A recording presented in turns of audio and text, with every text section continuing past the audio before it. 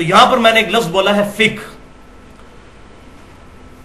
ہمارے بعض کم علم لوگ سمجھتے ہیں کہ فقہ جو ہے یہ کوئی اسلام کی دشمن چیز ہے. تو ایسی بات نہیں ہے. فقہ اور تقلید میں فرق ہے. صحیح بخاری اور مسلم کی متفق علیہ حدیث ہے، اللہ تعالیٰ جس کے ساتھ بھلائی کا ارادہ فرماتا ہے اس کو دین کی فقہ عطا فرما دیتا ہے، اور اللہ تعالیٰ عطا فرماتا ہے میں تقسیم کرتا ہوں. الحمدللہ. یہ جو آخری حصہ جو ہے ہمارے بریلوی مکتب فکر کے لوگ جو ہے وہ پکڑ کے اللہ دیتا ہے اور میں تقسیم کرتا ہوں، وہ پورا کنٹیکسٹ ہی اس کو آؤٹ آف کنٹیکسٹ کر دیتے ہیں. یہ دین کے بارے میں، اور دین ظاہر ہے آپ نے ہی سکھایا صلی اللہ علیہ وسلم، آپ کی ہی وجہ سے دین پھیلا ہے. تو اس پر امام بخاری نے بھی باب باندھا ہے کہ اللہ تعالیٰ جس کے ساتھ بھلائی کا ارادہ فرماتا ہے اس کو دین کی فقہ عطا فرما دیتا ہے. فقہ کی اپروپریٹ ٹرانسلیشن ہے ٹرو انڈرسٹینڈنگ انگلش میں، اور اردو میں کہہ سکتے ہیں سمجھ بوجھ، صحیح چیزوں کی سمجھ بوجھ، اس کو کہتے ہیں فقہ. اور تقلید وہ تو کہتے ہیں پنجابی میں ٹرانسلیشن اس کی صحیح ہو سکتی ہے لائی لگ، بغیر دلیل کے کسی کی بات ماننا. فقہ اور تقلید تو اپوزٹ ورڈ ہے. فقہ کو ماننے والا مقلد ہو ہی نہیں سکتا، اور جو مقلد ہوگا کبھی فقہ کو نہیں ماننے والا ہوگا، اس نے تو اپنا دماغ بند کر دیا نا. تو ہم نہ مقلد ہیں اور نہ غیر مقلد، ہم متبع سنت ہیں.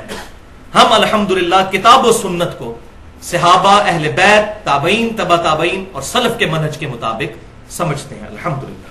اور جب اجماع امت کسی مسئلے پر ہو تو اس سے کتاب و سنت سے دلیل کی ضرورت نہیں رہتی، کیونکہ اجماع خود بہت بڑی دلیل ہے. اس قرآن پاک کی واحد اتھینٹسٹی اجماع امت ہی تو ہے کہ امت نے عملی تواتر کے ساتھ اس کتاب کو نقل کیا ہے.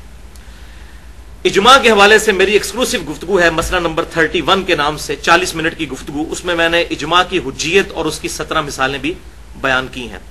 میں نمونے کے طور پر 2 احادیث بیان کر دیتا ہوں جو میں نے اس میں بھی بیان کی. پہلی حدیث موقوفاً امیر المؤمنین سیدنا عمر ابن خطاب رضی اللہ تعالیٰ عنہ کا مبارک قول ہے.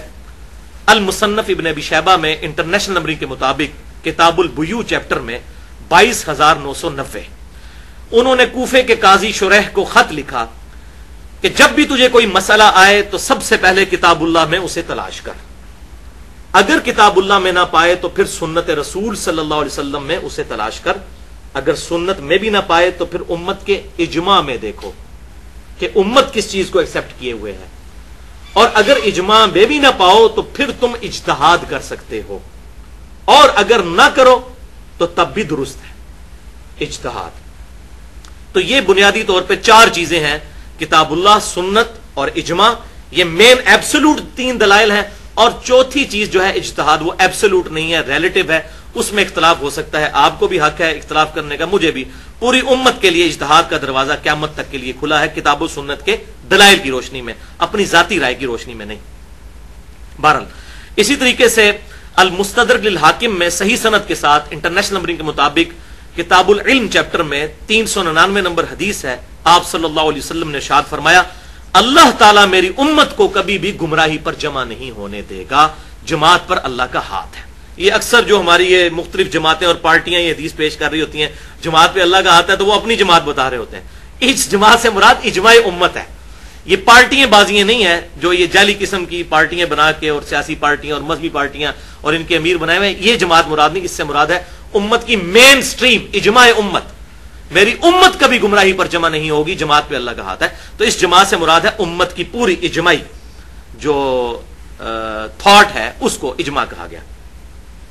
اب 2 موقوف روایتیں، یعنی صحابہ اکرام علیہم رضوان کے اقوال صحیح سند کے ساتھ المصنف ابن ابی شیبہ میں انٹرنیشنل نمبرنگ کے مطابق کتاب البیوع چیپٹر میں 22,990 نمبر اثر ہے کہ سیدنا عمر فاروق رضی اللہ تعالیٰ عنہ جو امیر المؤمنین ہے. اب وہ بات بھی یاد کر لیجئے، سنن ترمذی، سنن نبی داؤد اور ابن ماجہ کی حدیث، علیکم بسنتی و سنت الخلفاء الراشدین المہدیین، تم پر میری سنت اور میرے خلفاء راشدین کی سنت لازم ہے. تو سیدنا عمر نے خط لکھا،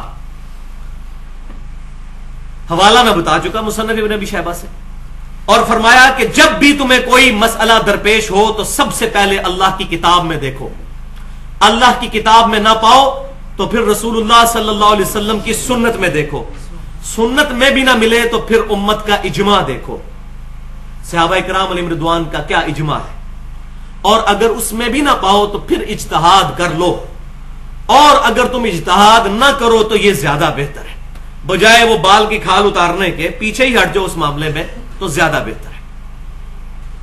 لہذا اس میں ان لوگوں کا بھی رد ہو گیا جنہوں نے فرضی مسئلے اپنی فقہ کے اندر لکھ کے تو امت کو کہا جی بتائیں قرآن حدیث میں یہ مسئلہ کہاں لکھا ہوا ہے کہ 12 آدمی ہے جنگل میں، 12 ہی ننگے ہیں، امامت کون کرے گا ان کی؟ تو الحمدللہ قرآن و سنت میں اس طرح کی بے حیا باتیں تو نہیں لکھی ہوئی ہوں گی۔ سنن دارمی کے مقدمے میں عبداللہ بن مسعود رضی اللہ تعالیٰ عنہ کی صحیح سند سے اثر موجود ہے کہ وہ ناپسند فرماتے تھے کہ کوئی بندہ تھیوریٹیکل مسئلہ پوچھے کہ بتائیں اگر یہ ہو جائے تو کیا، وہ کہتے ہیں کہاں ہوا تب مسئلہ، اور جب ہوگا ہر بندے نے اپنا اجتہاد خود کرنا ہوگا۔ تو یہاں سے اجتہاد کا ثبوت بھی مل گیا، جو چوتھی چیز میں نے بتائی تھی۔ اور دوسری موقوف روایت سیدنا ابن مسعود رضی اللہ تعالیٰ عنہ سے مسند امام احمد میں اور المستدرک للحاکم میں صحیح سند کے ساتھ کہ جس چیز کو مسلمان اچھا سمجھیں اللہ کے نزدیک وہ اچھی ہے، اور جس کو مسلمان برا سمجھیں اللہ کے نزدیک وہ بھی بری ہے۔ تو یہ بھی اجماع کی دلیل ہے۔ اب اس سے یہ نہ سمجھیے گا کہ چند ایک مسلمان مل کے کوئی بدعت شروع کر دیں اور کہیں جی ہم اس کو اچھا سمجھ رہے ہیں تو وہ دین کا حصہ ہو جائے گی۔ اجماع جب تک نہیں ہوگا، اگر اہل حق مخالفت کریں گے کتاب و سنت کے دلائل پر تو وہ بدعت ہی ہوگی، اجماع نہیں ہوگا۔ مثال کے طور پر اب ایک بہت بڑا اجماع ہو چکا ہے کہ ربیع الاول کے مہینے کے اندر، اور میں نے اس پہ پورا لیکچر بھی دیا تھا 12 ربیع الاول کے اوپر، 2 گھنٹے کا یوٹیوب پہ پڑا ہوا ہے، ولادت مصطفیٰ صلی اللہ علیہ وسلم اور رسول اللہ کی آخری وصیتیں صلی اللہ علیہ وسلم، کہ ربیع الاول کے مہینے کے اندر نبی صلی اللہ علیہ وسلم کی شخصیت کے بارے میں پروگرام ہوا کریں گے۔ اس پہ پوری امت نے اجماع کر لیا ہے، اتنے حصے پر۔ سیرت النبی کانفرنسز ہو رہی ہیں، امام الانبیاء کانفرنس ہو رہی ہے، امام اعظم کانفرنس ہو رہی ہے صلی اللہ علیہ وسلم، شافع محشر کانفرنسز ہو رہی ہیں، فضائل مصطفیٰ صلی اللہ علیہ وسلم کانفرنسز ہو رہی ہیں، یہاں تک امت نے اجماع کر لیا ہے۔ لیکن اس کے بعد جو کچھ ہو رہا ہے، خانہ کعبہ اور مسجد نبوی کے ماڈل بنائے جا رہے ہیں، اور ہمارے ادھر جیلم کی تو بدبختی میں نے خود دیکھا ہے، روزہ شریف کا پورا ماڈل گنبد کے نیچے جالیاں بھی بنائی ہوئی ہیں اور عورتیں سامنے بیٹھ کے ایسے دعائیں کر رہی ہیں خانہ کعبہ کے آگے دروازہ، ان کے ماڈل کے آگے کھڑے ہو گئے۔ اور میں یہاں ایمانداری کی بات کروں کہ بریلوی علماء خود خلاف ہیں اس کے، لیکن بات یہی ہے کہ جب ایک چیز شروع ہو جاتی ہے پھر مولویوں سے بھی باہر ہو جاتی ہے۔ اب وہ ان کو کہتے ہیں، وہ کہتے ہیں آپ گستاخ رسول ہیں۔ گستاخ رسول کا تو فتویٰ ہماری نوک کے اوپر ہے نا، جس کو مرضی جب چاہیں گستاخ رسول ڈکلیئر کر دیں، تو اب وہ ان کے قابو سے بھی باہر ہو چکی ہے۔ تو وہ اس طرح کی جو چیزیں امت کے اندر آئی ہیں ان پر کوئی اجماع وغیرہ نہیں ہے۔